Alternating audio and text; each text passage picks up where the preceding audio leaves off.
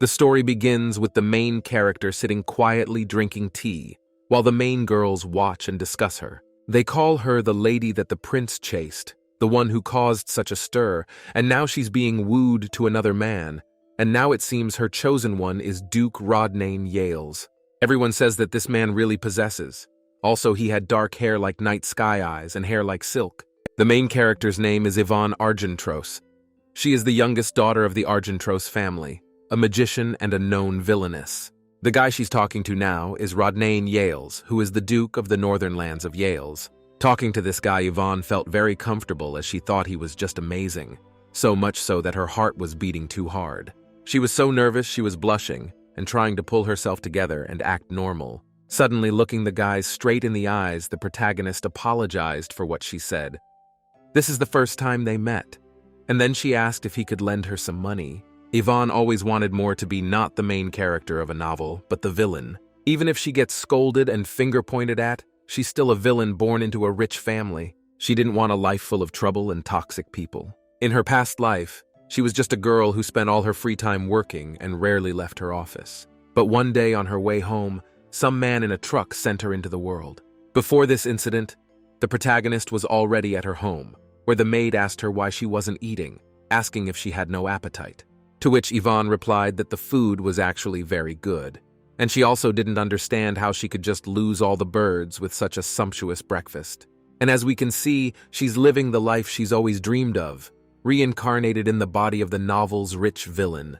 A fantasy novel, Cordelia's Light, in which Yvonne is a cruel and immoral villainess. The moment she learned of the engagement of her beloved Adrian to the novel's protagonist, Cordelia, she made a contract with the devil and found darkness. Yvonne became even stronger through demonic power. She reincarnated as a great dark magician and taught him to the main characters.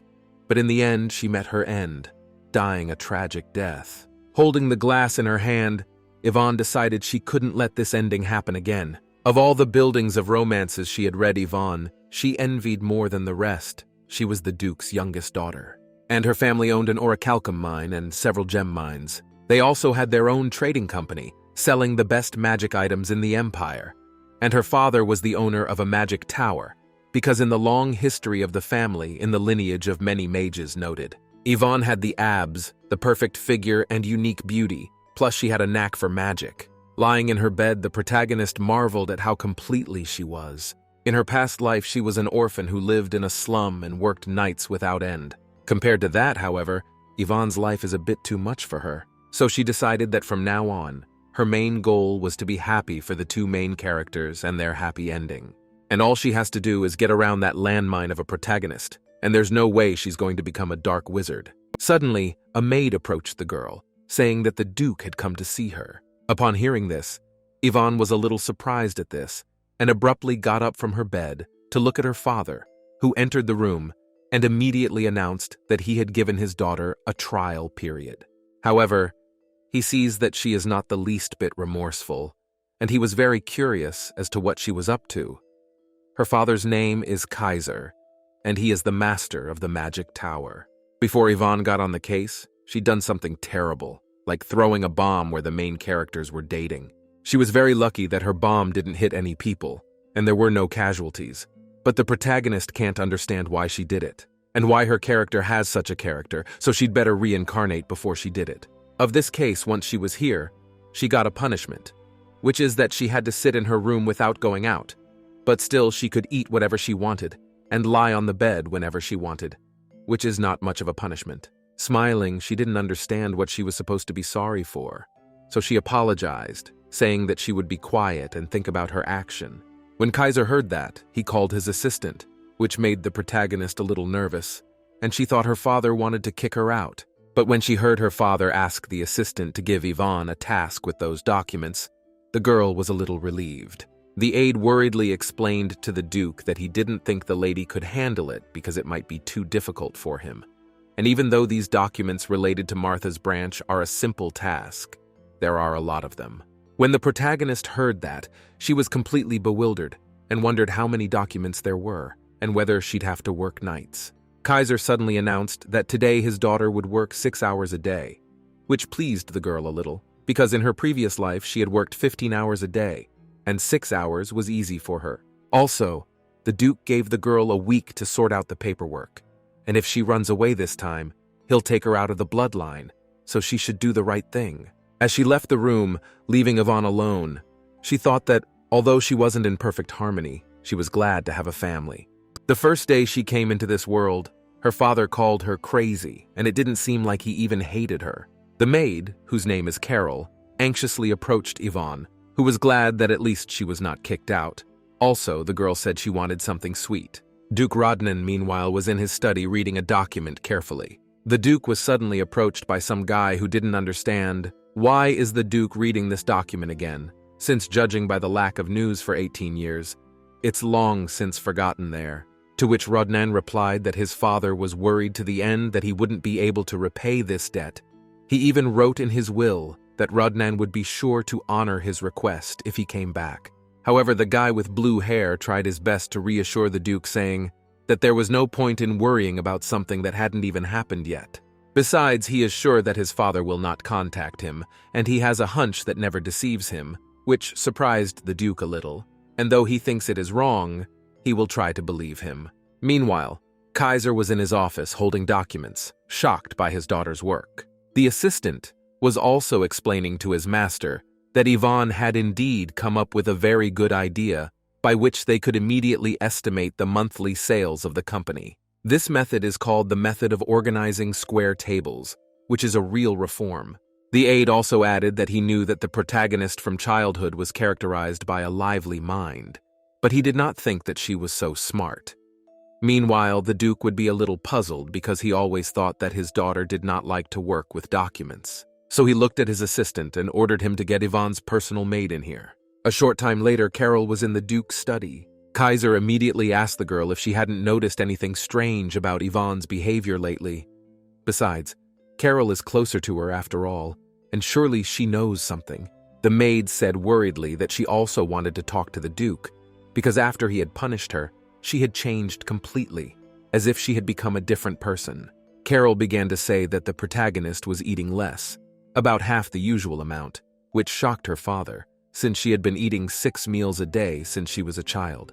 The maid also added that she had heard of other maids that she kept order on her desk in the study, which shocked the Duke even more. He didn't understand how Yvonne could change so suddenly, and there must be some reason for it. Suddenly he suggested that it might have something to do with the prince, and his open rejection must have shocked her, and Kaiser didn't know it and just scolded her. So he thinks his daughter still can't get over that prince. Meanwhile, Yvonne was in her room enjoying the goodies. She was also a little surprised that her Excel skills were useful in this world, and she was worried for nothing, because she thought something serious had happened. Lying on her soft, comfortable bed, Yvonne hoped that every day would be the same for her. The next day, Kaiser thought about the fact that Prince Adrian, with whom his daughter was deeply in love, didn't even look in her direction. The man didn't understand what the prince was missing, since his daughter is smooth, active, has a beautiful appearance and magical abilities, and is the eldest daughter of the Argentros family. It's as if Adrian is purposely so demonstrative in going out with the illegitimate daughters of the rulers of the kingdom of Marais. Angrily, Kaiser slammed his fist hard on the table while Yvonne was behind him. Ibra was a little surprised by her father's actions. She worriedly asked him what was wrong and what had happened. She also thought that it might be a problem with those documents, so she apologized if she had made a mistake. After hearing this, Kaiser was even more shocked, as Yvonne would never apologize to him. He also explained to his daughter that everything was actually great, and he and his assistant were in complete shock at her work, which surprised the girl a little, and she couldn't even believe it, so she thanked her father. Sitting at the same table, Kaiser noticed that his daughter looked happy today. She agreed with the girl. She also thought that her father would scold her today, but it seems she was wrong. Smiling, Yvonne said that she didn't think Kaiser would praise her today, to which the man replied that usually she was always pulling some pranks. Upon hearing this, the protagonist immediately apologized for what she had done, saying that she was sorry for causing so much trouble for their family, so she would be more careful from now on.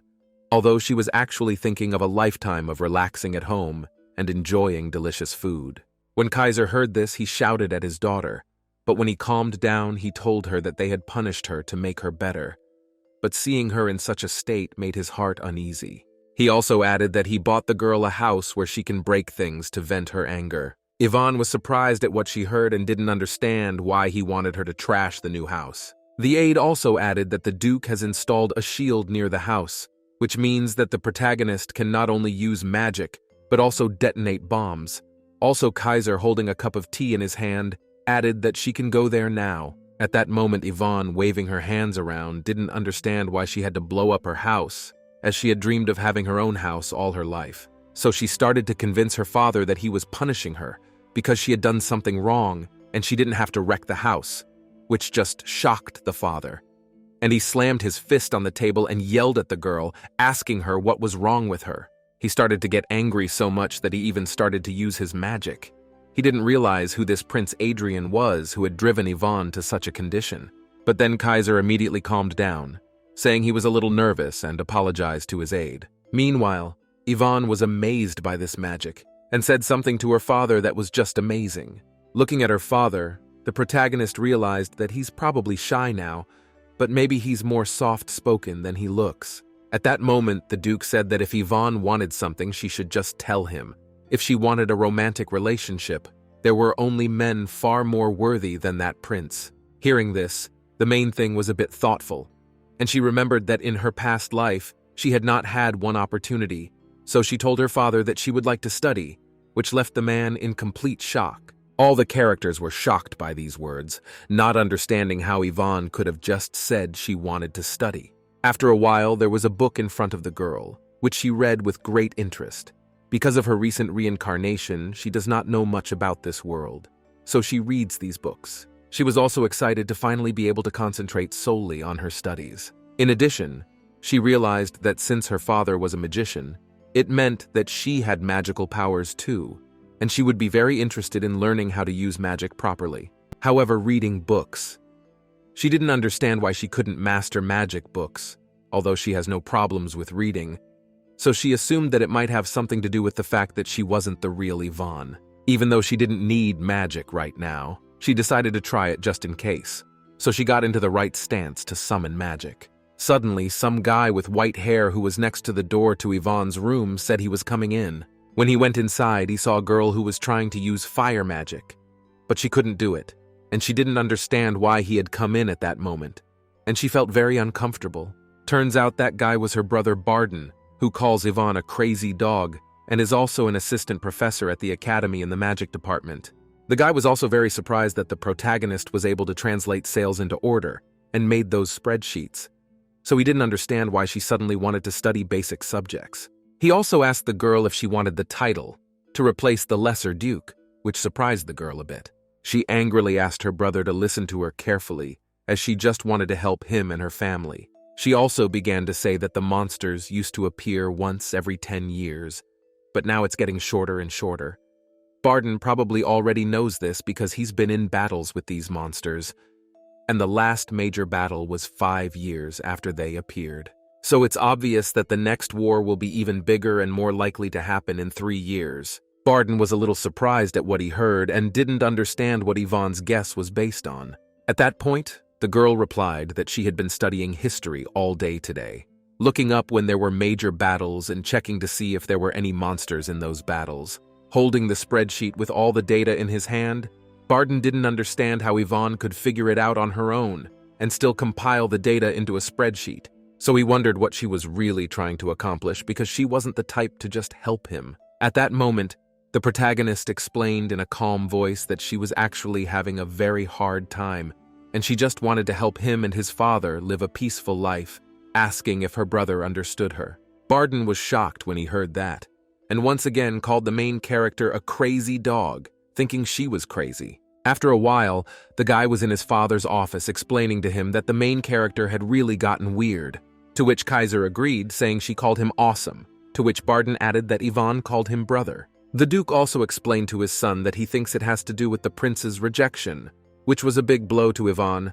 Barden added that she said she's had a hard time and now she just wants to live a quiet life. Sitting down in his chair, the Duke added that the teachers who had visited Yvonne today said that her hunger for knowledge was very commendable, but her eyes were full of madness. So Kaiser decided that he wanted his daughter to meet a man that the prince couldn't compare to.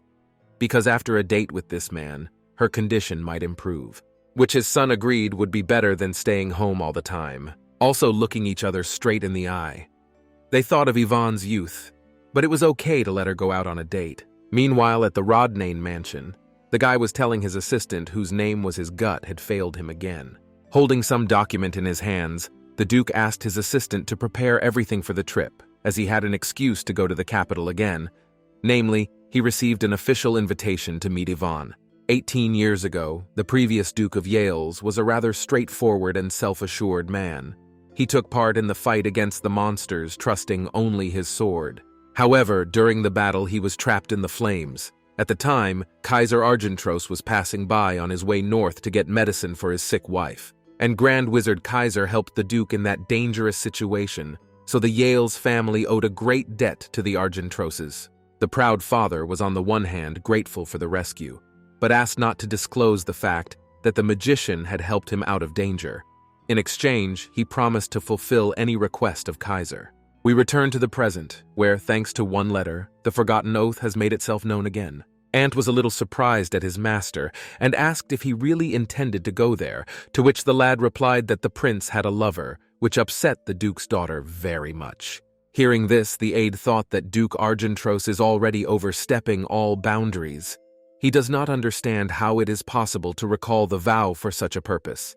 He also added that it is not necessary to meet with his daughter because of this, to which the Duke ordered the aide to order a new suit and to prepare in advance all the gifts. However, the aide once again reminded his master that it was the lady who had done so much wrong in this life, and he didn't understand why Rodnane would help the villainess, to which the Duke replied with a serious face that he must certainly repay their family debt. And now the time had just come to do so, especially not to forget his father's will. The aide realized that there was no way he could change Rodnane's mind and promised to send a letter stating that the Duke was going to the Yales estate in the capital and planned to visit the atelier along the way. Rodnane smirked, thinking about how scary a person the Duke's daughter could be since everyone said she was a villain. The next day, Yvonne, riding through town in a carriage, saw the townspeople looking at her with fear. They were afraid that the protagonist was about to do something to them, so they tried to get away from the place as quickly as possible. At that moment, the protagonist realized that she had no idea her character was so bad, and it's like all people think she's a demon. Suddenly, Barden, who was in front of Yvonne, smirked and said that everyone was still afraid of her because her reputation was still strong, which surprised the girl a little, and she wondered if her brother really liked that kind of attitude with his own sister. Meanwhile, the carriage with the heroes was on its way to some huge, beautiful palace. After getting out of the carriage, Yvonne was simply amazed by the beauty of the place and asked her brother if it was Natsiel, which surprised the guy a little, and he thought that his sister had already forgotten this place since they hadn't been here for a long time. However, as it turns out, the protagonist threw a bomb into this peaceful place. So her brother whispered for her to tell him if she wanted to blow something up since he'd lend her the artifact. Looking at this beautiful, huge castle, the girl was shocked to think that it was much more beautiful than she had imagined it to be. Suddenly, in front of her stood Kaiser, who was purposely not letting the girl look at that castle, saying that she shouldn't even look that way. Yvonne thought that her father still thought that she hadn't forgotten about the prince, so she shouted angrily that she had already forgotten about the guy, so they shouldn't keep reminding her, to which the guys replied that they knew that Yvonne was just pretending. Entering the imperial palace, they were immediately greeted by the staff, who said they were in the best atelier in the empire called Elmador. Yvonne's a little surprised to see it, since when she came alone, the workers had a reaction to everyone. She always came here alone, and the staff never and a word to her. That was the position Yvonne was in. Suddenly, her father asked her if everything was all right, as he noticed that his daughter seemed to be thinking about something, to which the girl replied that she was fine. Barden also added that she'd better not yawn, but rather pick out her dress. When the protagonist heard that, she immediately realized that her father had dragged her out of her room to cheer her up, so she still couldn't believe that she finally had a family that cared about her. The same time, the protagonist started to choose a dress, but she couldn't decide which one to buy. And Kaiser and Barden, looking at all this, realized that Yvonne is the most beautiful lady in the empire. Suddenly, the protagonist starts pointing her finger at some shoes, saying she wants them too. But her brother immediately explains that these heels look too high and dangerous for Yvonne, so she might suddenly twist her foot. To prevent that, Kaiser and Barden started leaving the place so the main character wouldn't buy those shoes. Kaiser, watching his daughter smile, remembered his wife, saying she looks a lot like her when she smiles. Suddenly, Barden suggested that they all go and have some tea, as there was a popular cafe nearby, and Kaiser agreed, saying it was a perfect idea. But Yvonne was a little puzzled and thought they had set it up on purpose, as they seemed to be talking to her naturally. Entering the cafe, the main character said that she was already very tired, so she wanted to go home. She also thanked her family for such wonderful gifts. Holding a mug of tea, she started to say that she was going to study to be useful to them, and she didn't have much room to wear these outfits, so she thought half of what she bought should be returned. When Kaiser heard that, he immediately got a little angry and slammed his fist on the table. Not understanding why they needed to return it all, Barden also agreed with his father, adding that he intended to introduce the protagonist to a good man. And it's all going to happen in 3 days at this cafe, which surprised the girl a bit. Yvonne knew right away that her father wasn't really joking and wasn't too keen on getting to know anyone. The cover also asked his daughter not to worry because he'll take care of everything. This man's name is Rodney Yells. He is the young head of the Yells family, one of the most revered families in the empire. He is also the master of the sword and the guardian of the northern gates.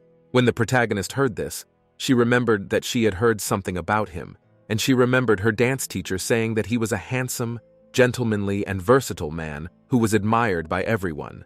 However, she didn't understand why such a terrific man would want her, a villainous Yvonne with a terrible reputation. The Kaiser stood up abruptly and was furious, not understanding who dared to give his daughter such a nickname. Barden also started saying that even though he calls the main character a crazy dog, he still thinks she's a decent girl. Seeing this, Yvonne felt a little uncomfortable since, although she is not the real Yvonne, they are trying to protect her and really like her family. After a while, the protagonist was left alone in the city because her brother and father had urgent matters to attend to, so they left her behind. But Yvonne was still glad because even though they were busy, they found some time for her. So she went into the store to buy some jewelry. She was also accompanied by a knight who was supposed to protect her. But the girl noticed that he started to behave differently from the moment Kaiser left her alone. So on second thought, she decided she had to teach him a little bit of a lesson. As she approached him, she smilingly informed him that he had something on his arm, which surprised the guy a bit. Suddenly, Yvonne immediately slapped him on the arm, saying that there was a huge wasp on his arm that was about to sting him. After such a light blow, the knight fell to the ground and began to cry in pain. They say that it would be better to be stung by a wasp. Also, he reminded the girl that her weapon is her power. Looking at her hands, the protagonist was a little surprised because she didn't even know she had such strong fists. Suddenly turning around, she noticed some black magic on Earth that left her a little perplexed, and she didn't understand what it was at all. This black smoke started coming towards Yvonne's foot, so she decided to step on it. It helped, and this smoke started to slowly disappear. Also, this magic even started talking, asking the heroine if she really is a great magician. And they say that this is not the end. Seeing this, the main character was in complete shock, and she didn't think it could talk at all, and she got goosebumps. Meanwhile, the knight who was behind the girl was also a bit perplexed. Suddenly, this black smoke finally disappeared. Yvonne waved her hand and asked the knight what it was and where it came from, to which the guy thought the girl was just messing with him and said that she did it on purpose to scare him. When Yvonne heard that, she was a little puzzled and started to think that maybe she was imagining it. But it couldn't be. Meanwhile, Barden was walking with some guy with yellow hair. They were talking about the combined efforts of the imperial family and the rest of the clans who contributed greatly to the defense of the northern gate. Also, the guy with yellow hair said that Duke Yales played an important role in that battle. However, he couldn't even meet him. Also, turning around, he asked, "If it is true that young Yales is going to visit the capital, this guy's name is Adrian Verbent. He is the crown prince of the Verbent Empire and a master swordsman." Barden worriedly replied that it was true, thinking that the news had already reached the prince himself. Moving closer to the boy's face, Adrian wondered if Rodney's arrival had something to do with Yvonne, since rumor had it that she was now studying history, etiquette, and even social skills. The guy turned around and added that he understood that she was trying to take the place of the princess. But Adrian intends to make Princess Cordelia his spouse, so he thinks that the main character is only trying in vain. At the same time, Barden was angry and didn't understand what the prince was talking about. Smiling, he explained to the prince that he was worrying for nothing, as his sister had long since forgotten about him and started a new life, so he didn't need to worry about it. However, the prince asked Barden not to pretend, as the lady will not be able to forget him so easily, and Barden most likely understands this perfectly well himself. The prince also added that even if Barden tried to disown him for his sister, it would be very difficult to do so.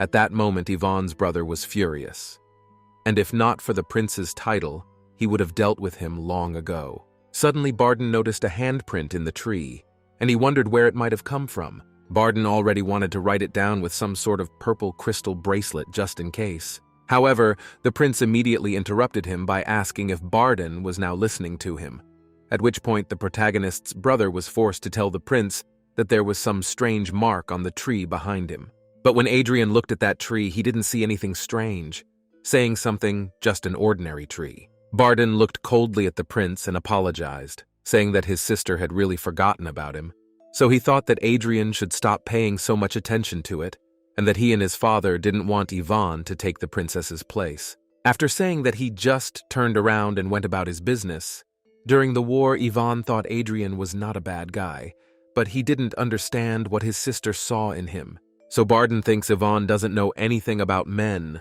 so he promised himself he'd make sure she didn't make the same mistake again. Meanwhile, some mysterious character was very angry that Barden killed his evil spirit with one kick. After putting his hand on the tree and leaving a mark, he decided she was bound to pay for it. In the meantime, the protagonist had already gone back to her home, where she decided to give Carol some strips of lace, which made the maid very happy, and she didn't bother to thank Yvonne. Also in the maid was wondering why the protagonist immediately sat down at the books as soon as she returned. That Yvonne worriedly replied that she was just looking for something.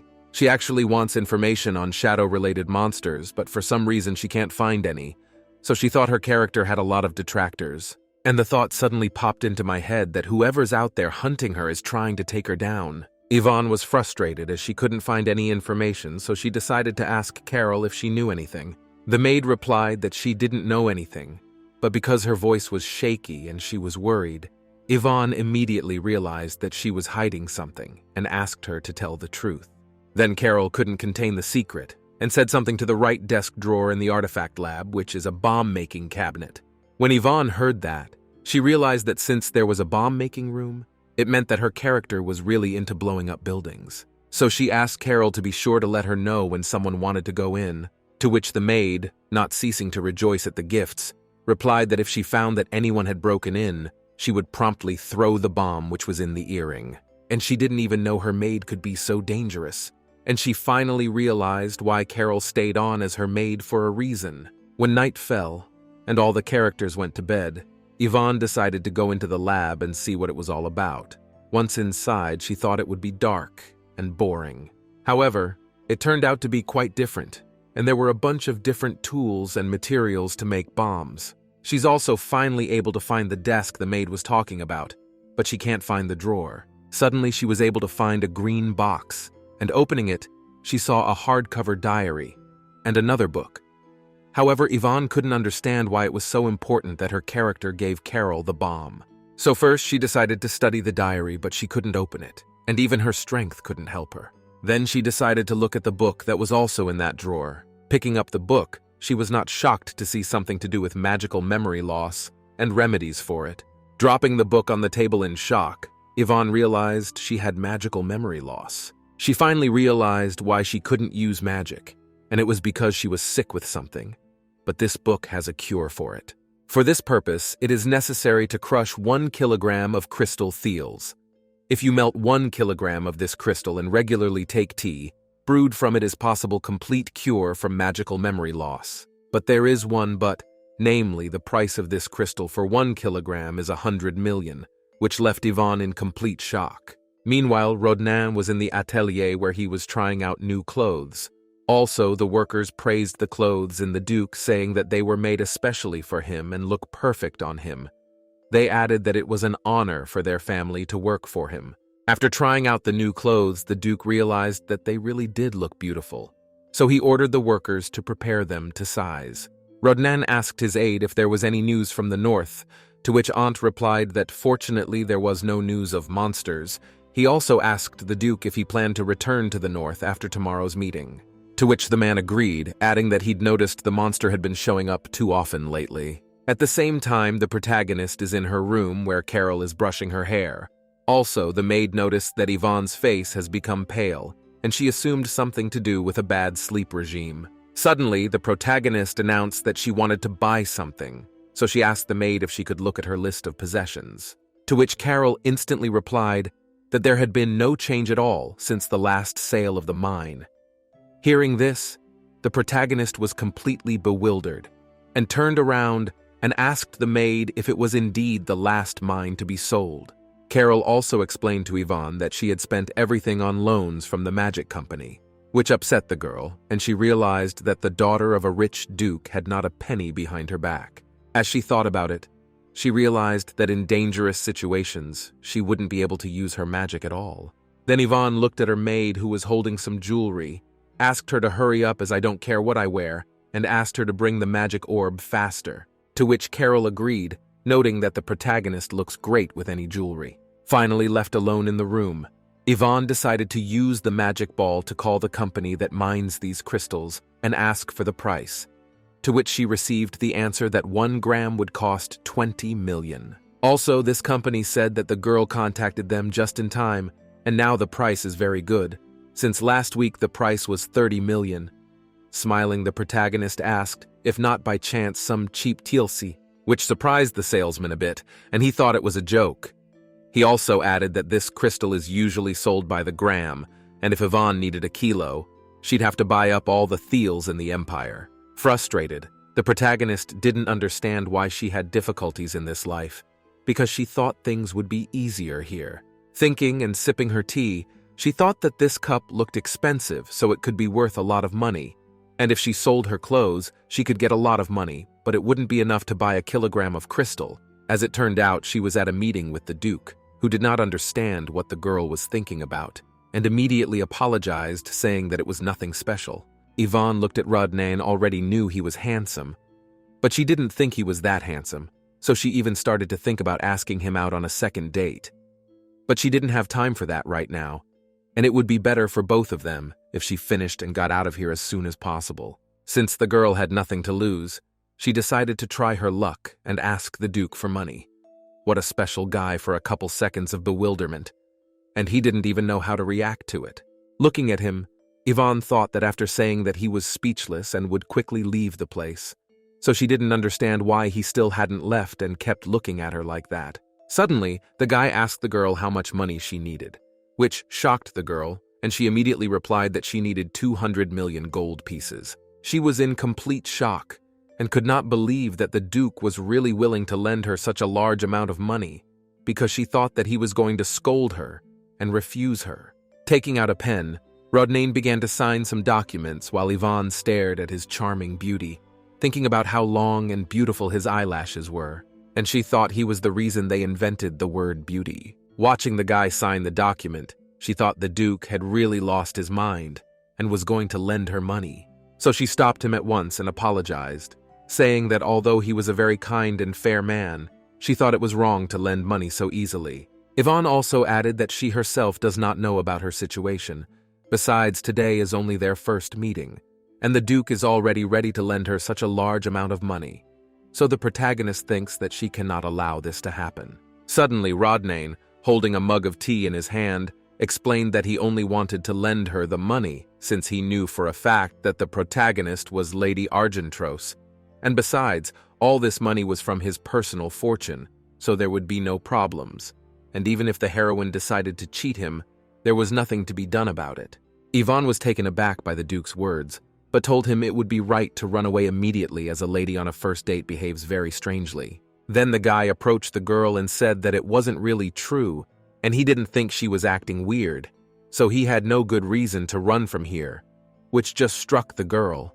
When Yvonne heard that, she knew she should run away from the place, so she stood up abruptly and apologized, saying she had urgent business to attend to. However, the Duke immediately stopped her and asked her to let him escort her to the estate. He also stated that he wanted to get to know the girl better. When the protagonist heard that, she felt very uncomfortable and blushed, because she also wanted to get to know Rodnan, but for some reason, she thought she couldn't afford it. So bowing her head down, and with the idea that for the Duke's sake she must go first, the girl decided that he had better say goodbye here. Then the Duke took the girl's hand and kissed it, and asked that the next time they met they should call each other by name. Namely, he would call her Yvonne, and she his Rodnane, which the girl was very worried about and had to agree with. After a while, being near some fountain, Yvonne was thinking about the date she had just had with that Duke. At that moment, she thought her heart would jump out of her chest. She also thought that she could not be worthy of such a beautiful man. However, she still felt happy, even if only for a short while. But unfortunately, they would not see each other again. Suddenly turning around, Yvonne saw Adrian, who was a little surprised to see the girl and thought she was wandering around looking for him, although in fact, the girl was trying to avoid him. Hadrian's real mother died, so he was adopted by the Onanistic Empress, so he became heir. All he cared about was his reputation, so he disliked Yvonne. If any of his clothes or accessories were of a color that reminded him of Yvonne, the prince defiantly avoided it in his appearance, and also ignored the girl's declaration of love several times. As befits the protagonist of the novel, he can certainly be called handsome. However, after the girl met Rodnan, the prince seems to her ordinary. Suddenly, Adrian asked Yvonne not to look at him with such a sad look, which surprised the girl a little, and she didn't understand what he was talking about. Then the girl decided to leave, saying that she preferred to be alone, which today shocked him, and he didn't understand how she could leave right now. Unable to contain his anger, he grabbed the girl's hand, asking her to wait, which shocked Yvonne, and she explained to the prince that there were a lot of people here, and if he held her hand, it could affect his reputation. She also decided to end it once and for all, and said that she really had forgotten about him for a long time, so he didn't have to worry about him anymore, as she wouldn't bother him anymore from now on. However, the prince did not listen to her and thought that Yvonne was actually just trying to reach his heart. He also added that as far as he knew, the girl had started studying to become his consort. When the protagonist heard about it, she was completely bewildered and didn't understand what this crazy prince was saying. His hair is yellow and he talks nastily, as if his head was smeared with oil. Unable to hear such horrible words about her any longer, Yvonne began to cry. Meanwhile, some man in black clothes was approaching him in the afternoon.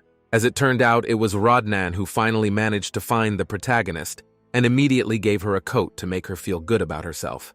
After introducing themselves to the prince, they gazed at each other in silence. Meanwhile, all the other guests who were around the characters were shocked by this and thought there was a love triangle between the prince, the duke, and Yvonne.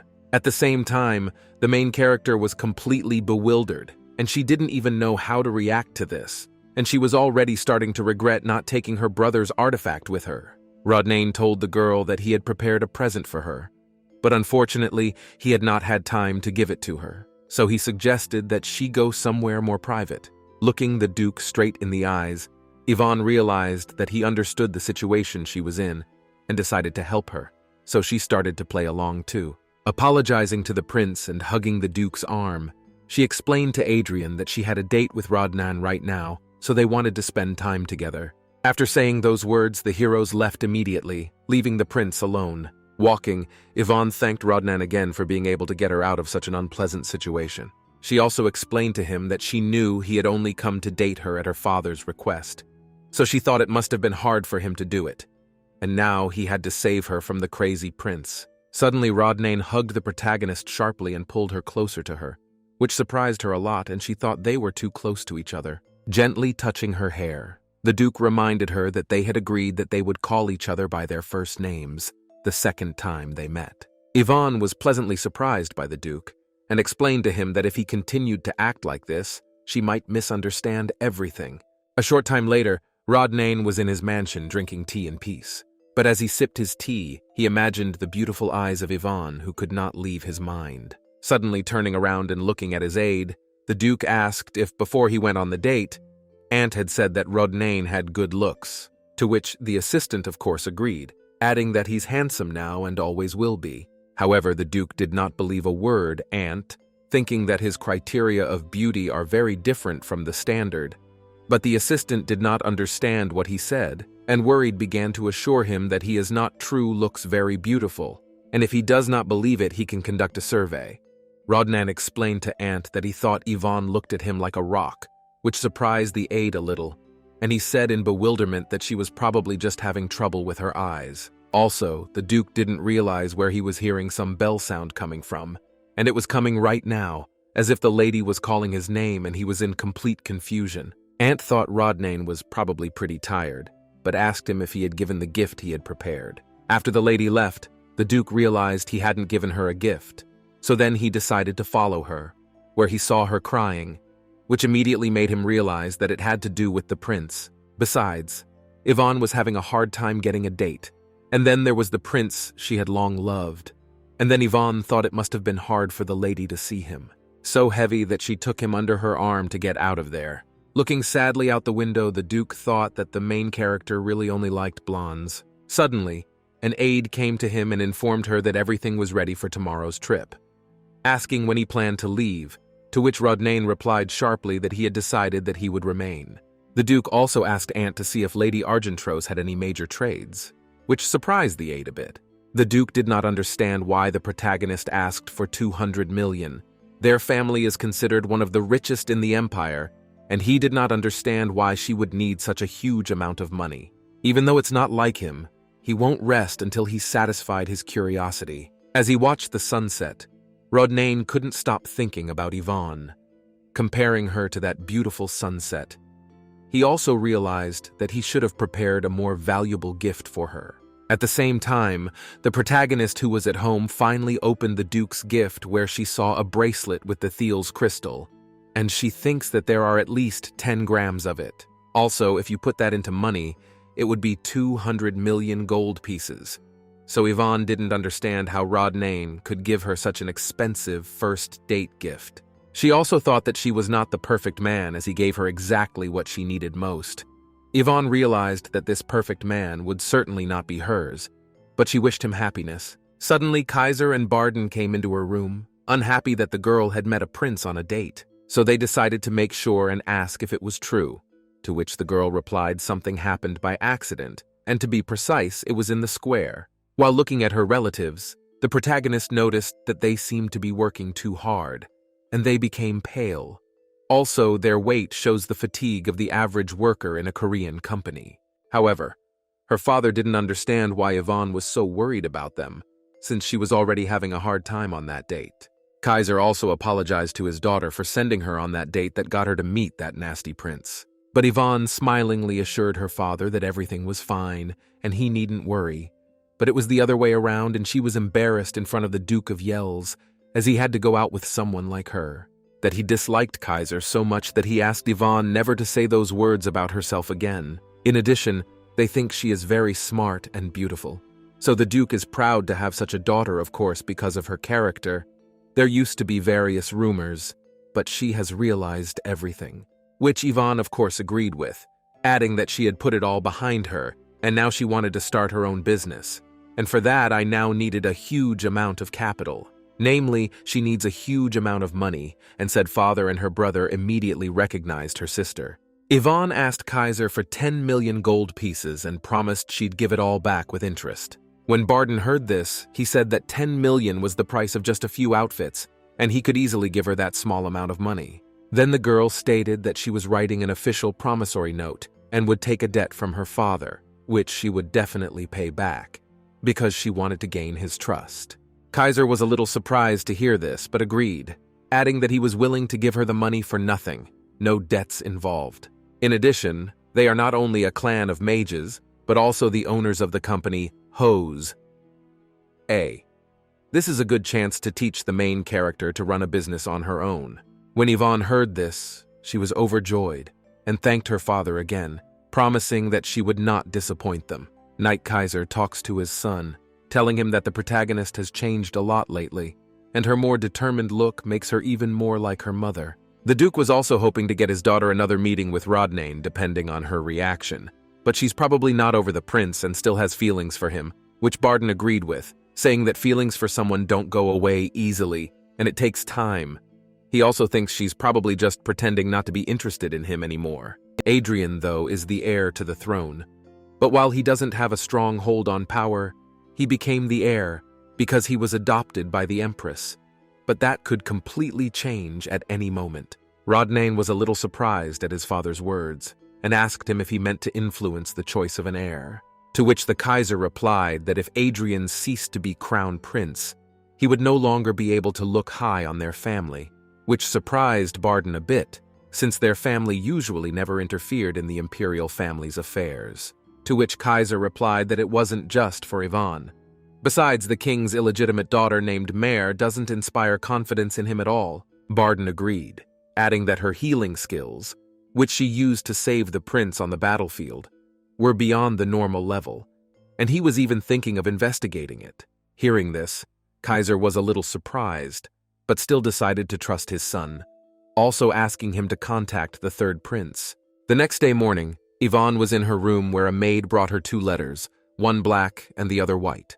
Yvonne was a little surprised and asked Carol who had sent the letters, to which the maid replied that the Duke of Yells and the Crown Prince had done so, and the maid added that the first letter was a complaint, and the second, a summons, which did not please the girl much. In the first letter, the Duke could be unhappy about dating her. In the second letter, the Crown Prince must have sent a warrant for her arrest, that the bombing incident. The maid was a little surprised to hear this, and asked the girl to calm down, as she was really emotional now. And Carol was also a little surprised that the main character was now leading a quiet life, as if she had gone to a monastery. Worried, Yvonne began to open the first black letter. Hopefully it wasn't a letter of complaint, or some kind of demand for the bracelet back.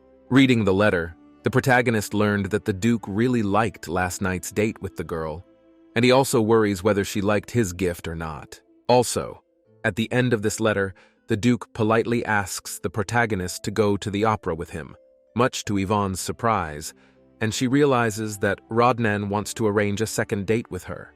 Putting the letter down and taking a deep breath, she decided that she should send a refusal, as she thought that the Duke had just sent the letter out of politeness, since he had come to see her at her father's request. But she didn't want to say no to such a perfect man. But of course she knew there was nothing she could do. She didn't even want to open the letter from the prince, but in short, it said she was invited to a tea party Cordelia was organizing, and at the same time, threatened to make the protagonist promise to use magic. So clenching her fist tightly with the prince's letter in it, Yvonne didn't understand how he dared to treat her like a criminal. Besides, she had already explained to him that she had forgotten about him, and she didn't understand why he suddenly felt sorry for her. So she decided that she needed to write back. So the main character asked Carol to bring the paper for the letter right away. Meanwhile, Adrian was in some beautiful place with the other nobles.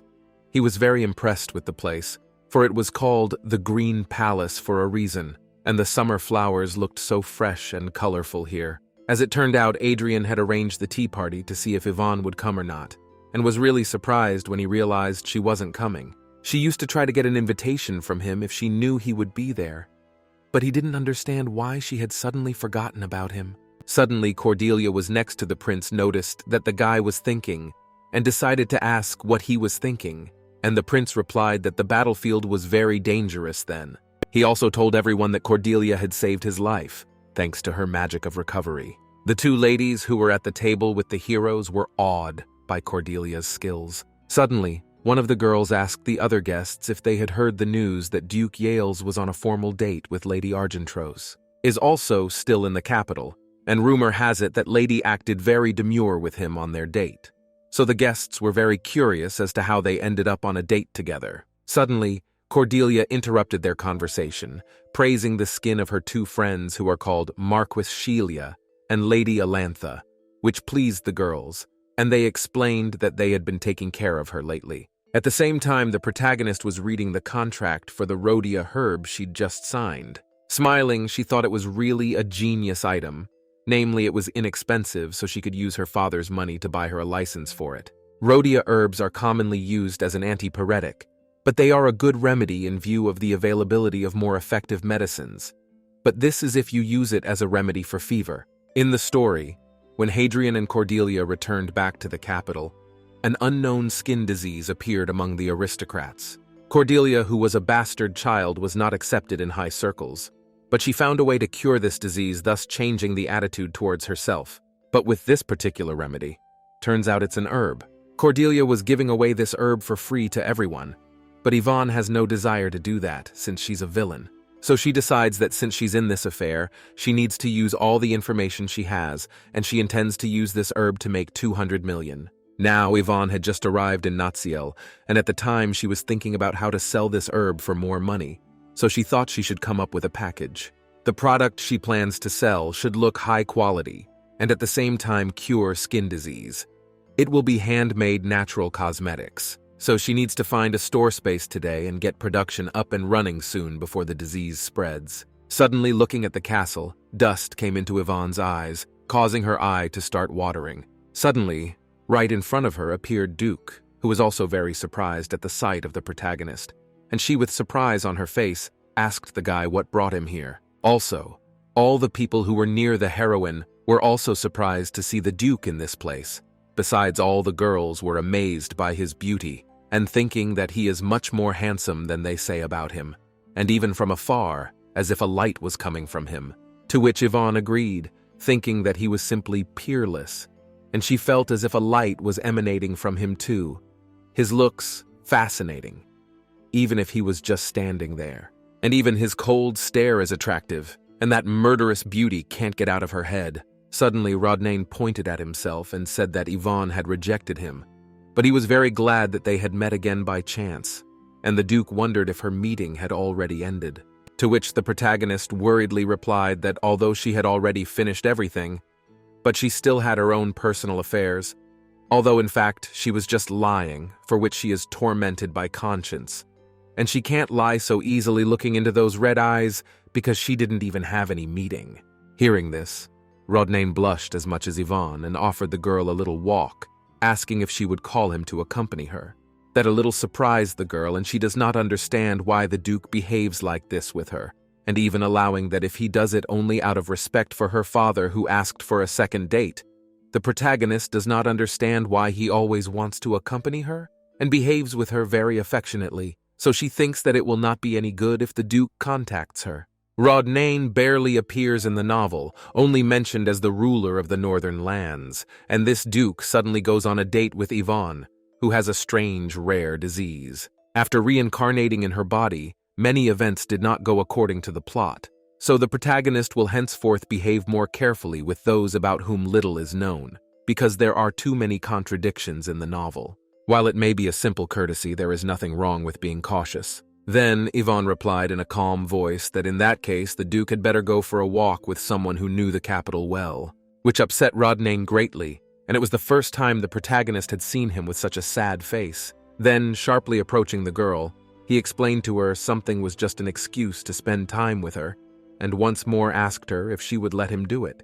Hearing those words, Yvonne felt as if her heart would jump out of her chest. In the end, the girl decided to let go of the accompanying knight after all, and went along with the Duke. As she walked, she realized that it was very dangerous for her to walk alone now, for she might suddenly get into great danger, or she might meet that unpleasant prince again. Suddenly, Rodnane wondered why Yvonne was always walking with a knight. Asked if it was some kind of subterfuge, to which the girl replied that it made her feel safe and secure. Yvonne suddenly realized that her character was a mage after all, who didn't need a knight, and she didn't understand why the Duke was asking such obvious things, but it wasn't obvious to her character at all.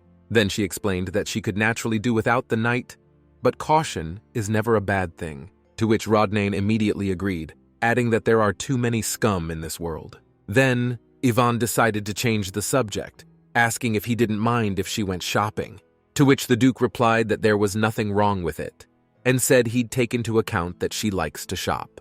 When Yvonne heard this, she was a little surprised and felt as if she was being interrogated. Then she told the Duke that he didn't have to learn to spend less as she was sick of all the luxuries of it all. which surprised Rodnane a bit, and he was even confused, not understanding how a girl couldn't like dresses, bags, shoes, and different jewelry. Then the upset guy said he should have known better before giving her gifts, and he was obviously referring to the precious bracelet she got from him. Yvonne didn't want the Duke to be upset about it, and with a smile on her face stated that she really liked his gift, and thanked him for it. After a short silence, the Duke began to ask Yvonne questions, as if he was trying to find out everything about her at once. But that wasn't the end of it. He still charmed her with his beautiful words, and Yvonne couldn't stop thinking about Rodnane. Suddenly the heroes noticed two girls, one of whom was the wife of Viscount Frantia, together with her daughter. However, the Duke immediately explained to them that he was very busy at the moment, so he could not talk to them, and they left at once. Yvonne was a little surprised at this, as he had acted very cold and strange then, and she thought he was always nice to everyone. Suddenly Rodnane looked at the girl, apologized that he might be asking too many questions, but he just wanted to know more about the main character. Suddenly Yvonne seemed to realize everything, namely his attempts to get close to her, a matter of personal character and a caring attitude towards her. If you put it all together, it would appear that he had an interest in Yvonne. Besides, she'd just seen the Yale's crest and remembered there was another reason for her treatment. The secret investigative organization of the imperial family acted secretly because an official investigation was impossible, and it is also said that they were closely related to one of the 4 major clans of the empire. But unfortunately, no one saw them in person. But if the Yale's family is in charge of the imperial family's secret investigation, then everything falls into place. But she can't understand why his behavior has changed so drastically. In addition, the protagonist remembers that in the original novel, her character became increasingly violent, so the principal has her under secret surveillance, so she thinks Rodnane might be the prince's spy to spy on her. Suddenly Rodnane hugged the girl so she wouldn't accidentally hit a tree, telling her to be more careful on the street and to look ahead. Yvonne realized that the Duke was only being nice to her to put her on guard, but it was better for her as she was looking to show him that she was no particular danger to Adrian. After a while, the hero were already in some store, where Yvonne chose cosmetics, but the Duke did not stop complimenting the girl, and this time told her that she, and without makeup, looks great, and he does not understand why she does it all. Yvonne realized that this store sold mostly brightly colored cosmetics, so she figured she should go to another store. After a while, they went into another of my stores where they were met by a saleswoman who immediately bowed to the heroes and greeted them by name. That surprised Yvonne a little, and she realized that the owner of this place knew a lot about the upper classes. Also, when the protagonist smelled this beautiful herbal aroma, she realized she had come to the right place. Suddenly, the protagonist noticed some interesting product and was interested in learning more about it. Then the saleswoman started telling her that this functional cosmetic has amazing properties thanks to the herb, which surprised the protagonist a bit. And she realized that the owner of this store is proud of her goods, and she also liked the smell and texture of the goods a lot. Also talking to the saleswoman, the protagonist realized that here she could make the right cosmetics with the help of Rhodia herb. Suddenly, looking at Rodnane, she felt a little uncomfortable since she hadn't given him anything.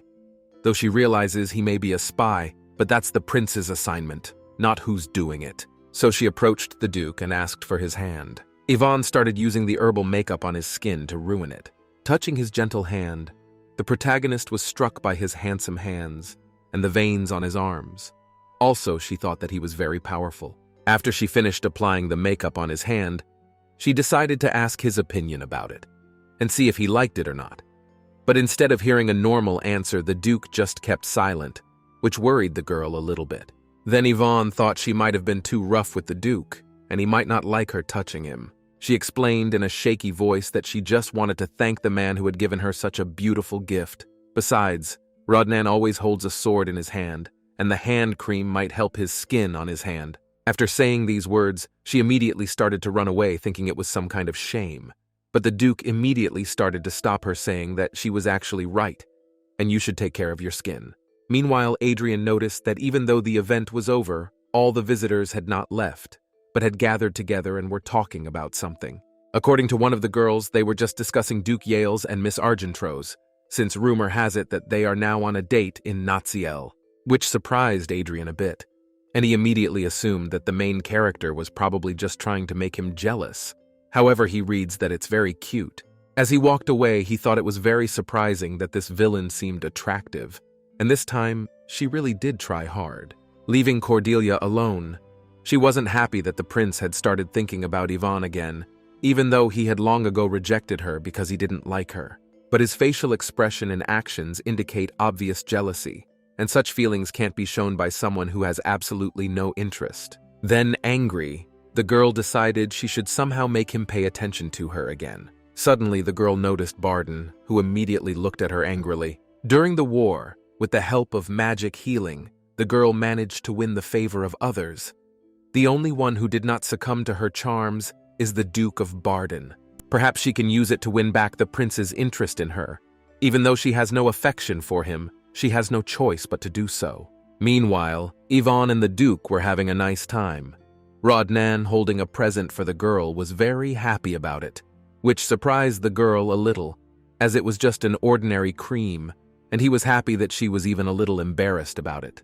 The protagonist has spent a lot of time with the Duke, and she's convinced that he's no threat to her. Suddenly, the heroes heard someone shouting Yvonne's name, which surprised them a little. As it turned out, it was the brother of the protagonist, who immediately explained to his sister that the rumors of her date with the Duke not only to the academy, but also to the imperial palace, which surprised Yvonne a little, and she immediately started explaining to her brother that it wasn't really a date, and they had just met by chance. Suddenly, Barden bowed to Rodnan and introduced himself. Rodnan immediately began to praise the lad, saying that he looked a lot like his sister, and as he had heard, Barden is a real looker. Watching all this, the protagonist realized that even her brother was enchanted by Rodnan's charms, and it seems the Duke is nice to everyone regardless of gender. Suddenly, Rodnan began to tell that he had heard a lot about Barden in the north. Also, he certainly wanted to get to know him better, and so he decided to bring him and the protagonist to dinner, which surprised the fellow a bit. Then, grabbing her sister's arm, Barden explained to the Duke that it was probably impossible. The guy also started telling me that his sister has been trying to start a new life lately, and so it's not a good idea to get her hopes up just out of curiosity. When Yvonne heard that, she realized that Yvonne hadn't been watching all this time, so that she wouldn't accidentally fall in love with the Duke and make a mess of things again. The guy also added that Yvonne has decided to focus her time on self-development rather than dating, to which the girl smirked in agreement, though she realized that the Duke was following her on orders, not trying to charm her. Also at that moment, Barden, together with Yvonne, began to depart, leaving the Duke alone with mixed feelings of. Also, leaving the protagonist felt very uncomfortable, as she was forced to leave such a perfect man. But still, she thanked Rodnan for today's wonderful day.